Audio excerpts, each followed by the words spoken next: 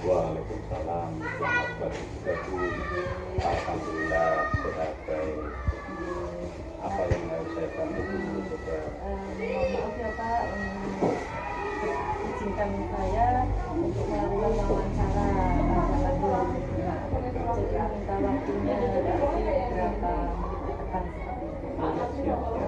Bisa dimulai Pak? Ya. Untuk pertanyaan yang pertama, selama ini bagaimana Bapak dapat mengidentifikasi kasus-kasus yang merupakan dilema etika atau rujukan moral seperti itu Pak? Dilema etika atau rujukan moral itu ya dalam mengidentifikasikan itu sesuai dengan kebutuhan situasi kondisi sekolah. Jadi mungkin kita harus mentaati sesuai aturan, tapi juga terkadang ya bergeser. Iya. Untuk pertanyaan selanjutnya, selama ini bagaimana Bapak menjalankan pengambilan keputusan di sekolah Bapak, terutama kasus-kasus di mana ada dua kepentingan yang sama-sama benar atau sama-sama mengandung nilai kebajikan seperti itu Pak? Kalau dalam mengambil suatu dilema etika itu kita putuskan secara langsung, kita rapatkan bersama dewan guru. Jika perlu kita mengundang komite maupun pengawas sekolah agar tidak tidak ada yang dirugikan. Untuk pertanyaan selanjutnya, langkah-langkah atau prosedur seperti apa yang biasa Bapak lakukan selama ini? Langkah-langkahnya bagaimana Pak? Langkah-langkahnya kita mengidentifikasi dulu, terus mengundang pihak-pihak yang bisa membantu ke suatu mengambil keputusan yang nantinya dimusyawarahkan untuk meminimalisir jika ada kesalahan. Baik. Hal-hal apa saja yang selama ini Bapak anggap efektif dalam pengambilan keputusan pada kasus-kasus dilema etika seperti itu Pak? Yang kita anggap efektif untuk mengambil kasus dilema etika itu kita ambil secara langsung, dimusyawarahkan bersama dewan guru dan yang pihak-pihak yang terkait agar jangan sampai ada yang satu merasa dirugikan tapi juga tidak mengurangi nama baik sekolah. Pertanyaan selanjutnya nih Pak, hal-hal apa saja yang selama ini merupakan tantangan dalam pengambilan keputusan pada kasus-kasus dilema etika? Misal kalau mengambil keputusan itu tantangannya apa Pak? Seperti itu. Tantangan mengambil keputusan itu ya yang namanya dilema kan mungkin satu pihak ada yang merasa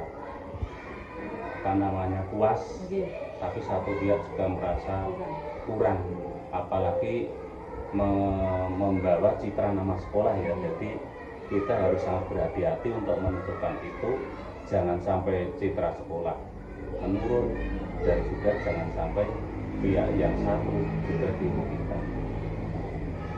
Kemudian, apakah Bapak memiliki sebuah tata cara atau jadwal tertentu dalam sebuah penyelesaian kasus dilema etika? Apakah Bapak langsung menyelesaikan di tempat atau memiliki sebuah jadwal untuk menyelesaikannya?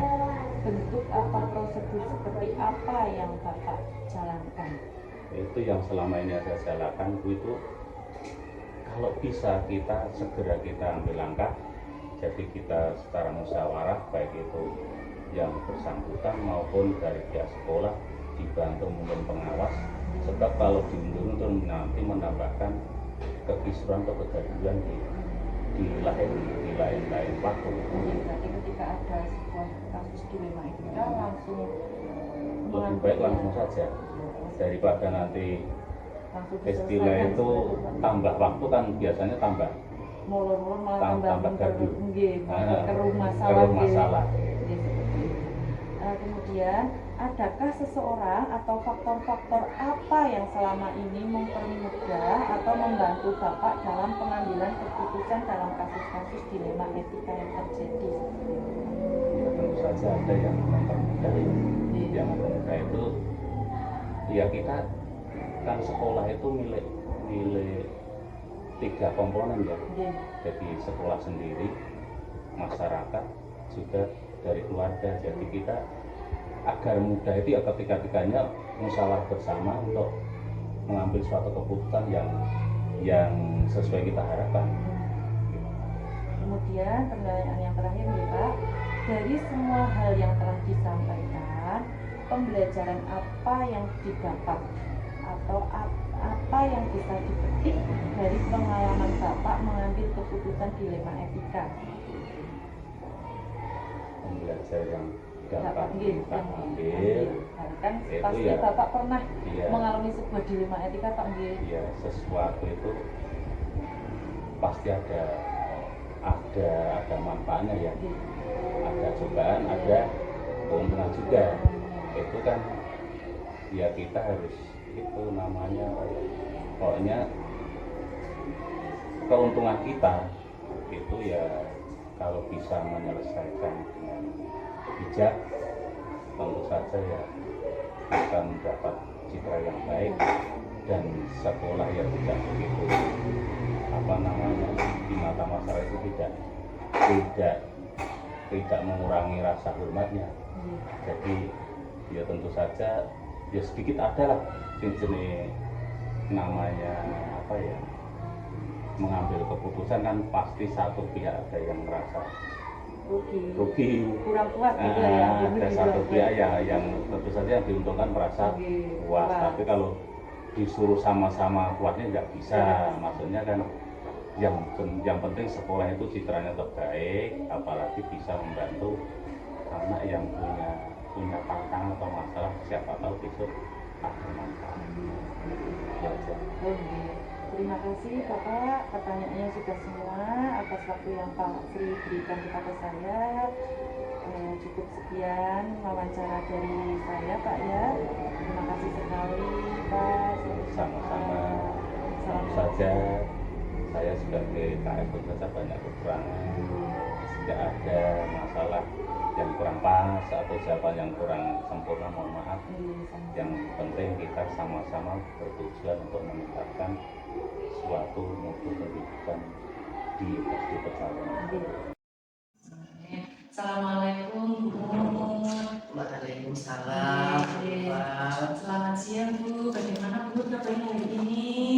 Alhamdulillah Mbak Upa, hari ini alhamdulillah agak sehat loh. Kemarin habis meriah, alhamdulillah hari ini kita diberikan kesehatan dan berjumpa dengan jenengan setelah sekian lama. Alhamdulillah Bu nggih.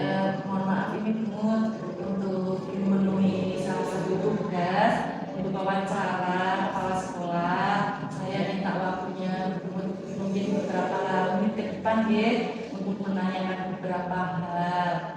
Sudah siap Bu? Insya Allah Mbak Monggo, mudah-mudahan saya bisa membantu. Akan saya jawab semua Bu saya. Untuk pertanyaan yang pertama Bu selama ini bagaimana Ibu mengidentifikasi kasus-kasus yang merupakan dilema etika atau bujukan moral seperti itu? Mungkin ada beberapa masalah itu kan biasa dihadapi gitu Pak. Untuk mengidentifikasi itu dilema etika atau bujukan moral, mungkin saya bisa melihat dari kondisi permasalahan itu seperti apa, kemudian dampaknya atau pengaruhnya terhadap sekitar atau dampaknya terhadap lingkungan sekolah, lingkungan masyarakat itu seperti apa, saya baru bisa mengidentifikasi itu termasuk dilema etika atau bujukan moral.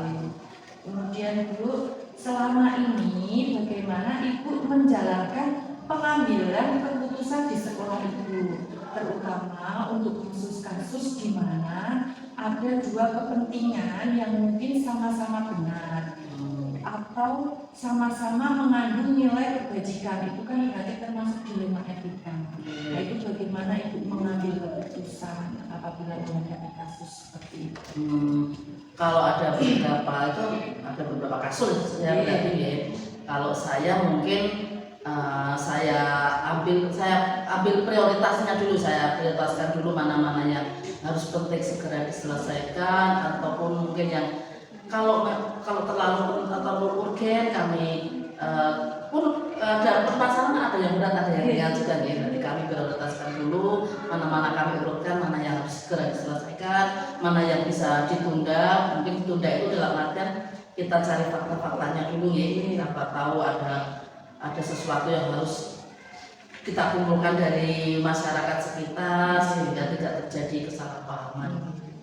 Kemudian Bu, pertanyaan selanjutnya, langkah-langkah atau prosedur seperti apa yang biasa Ibu lakukan selama ini untuk menyelesaikan masalah ya mungkin langkah-langkahnya, mungkin kalau di sekolah kami mungkin berkomunikasi dengan para yang bermasalah gitu. Tapi misalnya kita panggil tidak bersamaan, maksudnya permasalahan kan dari 2 orang atau lebih ya, kita panggil satu persatu, kita cari fakta-faktanya dari kedua belah pihak, diidentifikasi permasalahannya apa, dari si A bagaimana, si B bagaimana. Mungkin juga kita cari fakta-fakta dulu juga di lingkungan sekitar. Dari fakta-fakta itu baru kita kumpulkan, kita selesaikan, kita musyawarahkan dengan dewan guru, mungkin juga bisa melibatkan komite atau tokoh masyarakat. Seperti itu. Kemudian untuk pertanyaan selanjutnya, hal-hal apa saja yang selama ini Ibu anggap efektif dalam pengambilan keputusan pada kasus-kasus dilema etika? Pengambilan keputusan lebih efektif itu kalau keputusan diambil secara musyawarah sehingga tidak terjadi kecemburuan ya. Tadi ada apa, kalau musyawarah itu hasilnya mufakat, terjadi mufakat tadi antara kedua belah pihak tidak saling dirugikan, mereka saling menerima dengan putusan itu, tidak memihak satu belah pihak. Kemudian Ibu, hal-hal apa saja yang selama ini merupakan tantangan dalam pengambilan keputusan pada kasus-kasus dilema etika? Tantangan-tantangannya seperti apa? Tantangan itu biasanya kalau terjadi mungkin adanya pro dan kontra ya, pro dan kontra dalam setiap masalah tersebut, mungkin dari pihak yang bermasalah atau juga mungkin dari pihak gurunya mungkin ya, atau mungkin juga mungkin adanya ketidakjujuran dari yang bermasalah. Masalah seharusnya A tapi bisa melebar ke B karena tidak jujur kan terhadap masalah itu, jadi tidak bisa diselesaikan secara secepatnya karena bajunya bertambah semakin sulit. Kemudian, apakah Ibu memiliki sebuah jadwal tertentu dalam sebuah penyelesaian kasus dilema etika? Apakah Ibu langsung menyelesaikan di tempat atau memiliki sebuah jadwal untuk menyelesaikannya? Bentuk atau prosedur seperti apa yang Ibu jalankan? Kalau jadwal kita memang tidak menjadwalkan ya, namanya persoalan. Kalaupun persoalan itu kita anggap ringan, kita selesaikan hari itu juga, sehingga kita musyawarahkan bareng, kita bareng. Tapi kalau permasalahan itu agak rumit, kita tidak bisa menjadwalkan, cuma kita pelan-pelan supaya kita tidak menimbulkan kekisruhan juga di sekolah nih. Dan permasalahan juga kalau jadwalkan seakan-akan permasalahan sudah dijadwalkan permasalahan datang insidental ya. Kita tidak tahu kapan terjadinya masalah. Nah, sehingga ya kita selesaikan kalau memang kadang bisa cepat, bisa juga bisa agak lama membutuhkan proses. Kemudian untuk pertanyaan selanjutnya, adakah seseorang atau faktor-faktor apa yang selama ini mempermudah atau membantu Ibu dalam pengambilan keputusan dalam kasus-kasus dilema etika? Mungkin kalau yang mempermudah mungkin karena di sekolah kan kami tidak sendiri ya, ada mungkin tim dan kalau di SD tidak terlalu banyak seperti di sekolah di SMP di SMA, tapi kami punya wali kelas yang bisa membantu menyelesaikan masalah-masalah yang mungkin bisa diselesaikan di kelas itu, ya bisa diselesaikan, tidak harus sampai ke tingkat sekolah ya, dari dewan guru tidak perlu. Tapi kalau permasalahan sudah agak berat kita selesaikan, kita musyawarahkan dengan dewan guru. Tapi teman-teman wali kelas sangat membantu sekali. Ada tim-tim selain kelas, tim guru-guru yang membantu untuk menyelesaikan masalah. Bersama dewan guru seperti itu berarti dimusyawarahkan. Kemudian untuk pertanyaan terakhir nih Bu, dari semua hal yang telah disampaikan, pembelajaran apa yang dapat Ibu petik dari pengalaman Ibu mengambil keputusan dilema etika?